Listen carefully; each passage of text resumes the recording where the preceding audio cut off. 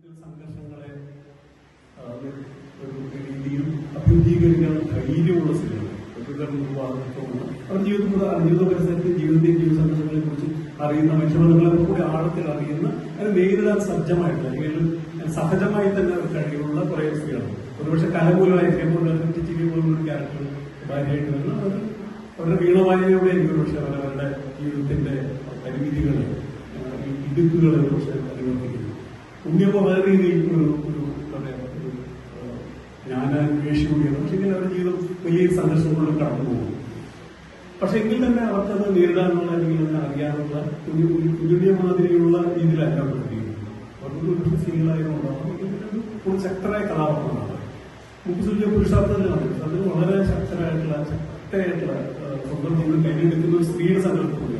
സ്ത്രീയാണ് അതിന്റെ കേരളത്തിൽ അവരുടെ ആത്മസംഘർഷങ്ങളും നൈതിക സംഘർഷങ്ങളും പാപബോധവുമാണ് ആ സിനിമയുടെ കേരളത്തിലുള്ളത്. പുരുഷന്റെ അല്ല. പുരുഷനോട് അതിലെ മരിച്ചു പോകുന്ന പുരുഷനിൽ ആബ്സെന്റ് ആണ്, ഇല്ല, അയാളുടെ അഭാവത്തിലാണ് ഈ കഥപ്പെടുന്നത്.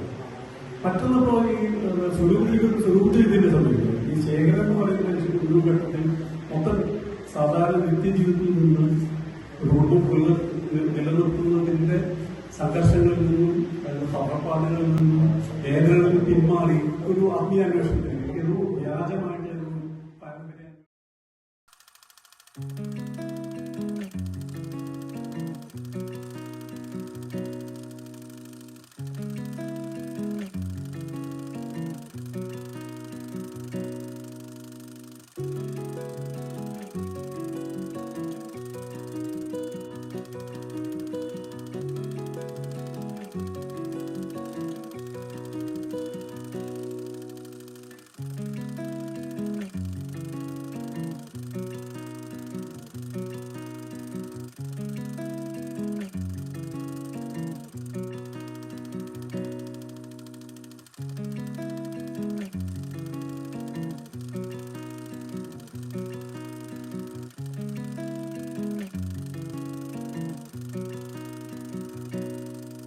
ഈ കൃഷ്ണമൂർത്തി കുർബാനയെ കുറിച്ച് എന്ന് പറയുന്നത് കഥകളിക്കാരനെ കുറിച്ച്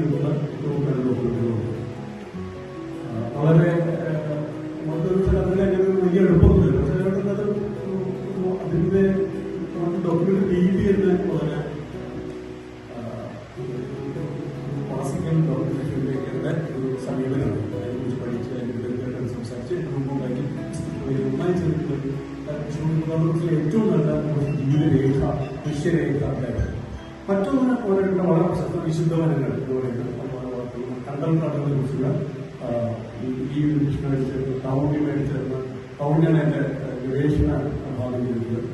അതും എനിക്ക് തോന്നുന്നു ഒരുപക്ഷെ നഷ്ടപ്പെട്ടുകൊണ്ടിരിക്കുന്ന ഒക്കെ നഷ്ടപ്പെട്ട് കഴിഞ്ഞ ഒരു കേരളത്തിന്റെ ഇക്കോസിസ്റ്റത്തിന് പാരിസ്ഥിതിക മണ്ഡലത്തെ അടയാളപ്പെടുത്തി അത് വലിയ രീതിയിൽ കേരളത്തിലെ പാരിസ്ഥിതിക പ്രസ്ഥാനത്തിന് ഊർജ്ജം വികസിക്കുന്നുണ്ട്.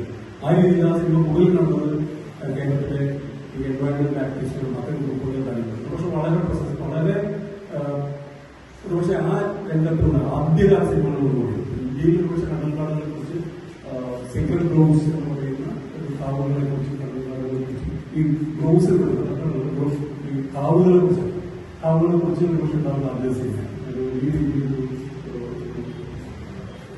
ദേശീയ പുരസ്കാരം ലഭിക്കുകയും ചെയ്തു.